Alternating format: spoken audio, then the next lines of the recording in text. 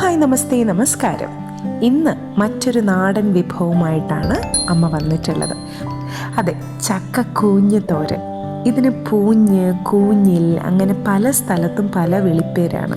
എന്തായാലും മസാലക്കൂട്ട് ചേർത്തുള്ള അമ്മയുടെ ഈ വ്യത്യസ്തമായ മസാല തോരൻ നിങ്ങളും കണ്ടു നോക്കണം. കൂട്ടത്തിൽ നമ്മുടെ ചാനലിലും ഒന്ന് സബ്സ്ക്രൈബ് ചെയ്യാൻ മറക്കരുത്.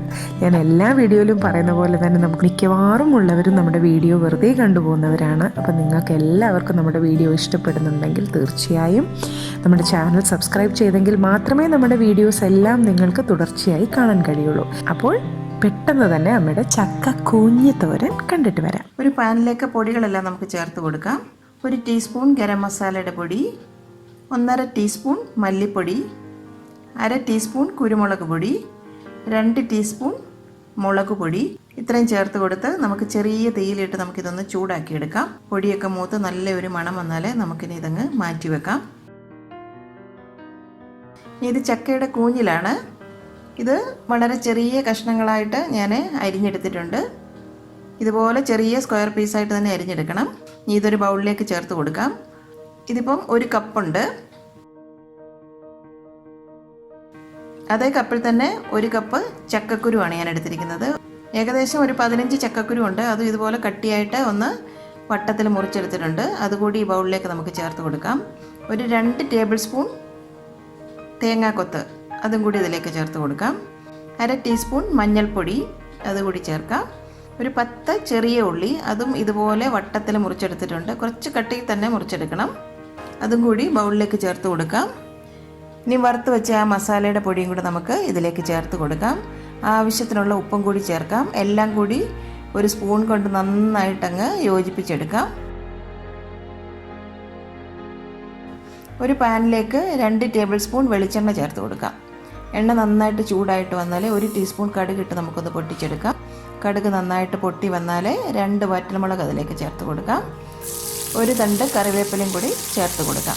ഇനി നമ്മൾ അരപ്പ് പുരട്ടി വെച്ചിരിക്കുന്ന ആ കഷ്ണങ്ങളെല്ലാം ഇതിലേക്ക് ചേർത്ത് കൊടുക്കാം. കൂടാതെ കഷ്ണങ്ങൾ വേവാനായിട്ട് ഒരു 1.5 ഗ്ലാസ് വെള്ളം കൂടി അതിലേക്ക് ചേർത്ത് കൊടുക്കുന്നുണ്ട്. ഒരു 10-15 മിനിറ്റ് എടുക്കും കഷ്ണങ്ങളൊക്കെ വെന്ത്, ചക്കക്കുരു ഒക്കെ വെന്ത് വരണമല്ലോ. കൂഞ്ഞിലൊക്കെ നന്നായിട്ട് നമുക്കിതൊന്ന് അടച്ചു വെച്ച് ചെറിയ തീയിൽ വേവിച്ചെടുക്കാം. കഷ്ണങ്ങളൊക്കെ വെന്ത് വരുന്ന സമയം കൊണ്ട് ഒരു 5 സ്പൂൺ തേങ്ങ തിരുമ്മിയത് അത് ഡ്രൈ ജാറിലേക്ക് ഇട്ട് ഒട്ടും വെള്ളം ചേർക്കാതെ നല്ല തരിതരിപ്പായിട്ട് തന്നെ അരച്ചെടുക്കണം. ഈ ഒരു പരുവത്തിൽ വേണം അരച്ചെടുക്കാൻ. ഇതിനെയും കഷ്ണങ്ങളിലേക്ക് നമുക്ക് ചേർത്ത് കൊടുക്കാം. വീണ്ടും നമുക്കത് അടച്ചു വെക്കാം. ഇതിപ്പോൾ ഏകദേശം ഒരു 10 മിനിറ്റ് ആയിട്ടുണ്ട്.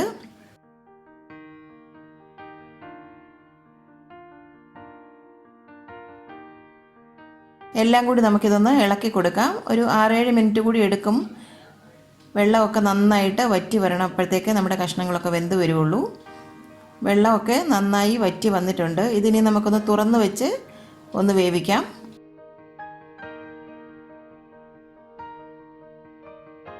ഒരു തണ്ട് കറിവേപ്പിലയും കൂടി നമുക്ക് ചേർത്ത് കൊടുക്കാം. ഇനി ചെറിയ തീയിലിട്ടൊന്ന് ഡ്രൈ ആക്കി എടുക്കാം. ഈ ഒരു സമയത്ത് ഒരു 1/4 ടീസ്പൂൺ പെരിഞ്ജീരകം പൊടിച്ചത് അതുകൂടി ചേർത്ത് കൊടുക്കാം. അപ്പോൾ നല്ലൊരു ഫ്ലേവർ കിട്ടും മസാലയുടെ. നന്നായിട്ട് ഇളക്കി കൊടുക്കാം.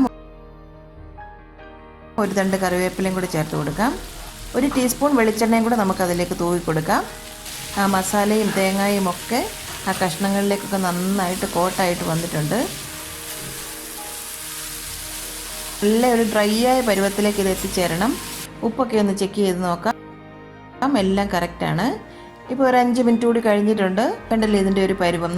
ശരിക്കും നല്ല ഒരു ഇറച്ചിത്തോരൻ പോലെ തന്നെയുള്ള ഒരു തോരനാണിത്. ടേസ്റ്റിലും വളരെ നല്ല ടേസ്റ്റിയാണ്. കൂഞ്ഞിലാണെന്ന് നമുക്കിത് കഴിച്ചാൽ പറയത്തില്ല. ഇതിനെ നമുക്ക് സെർവ് ചെയ്തെടുക്കാം.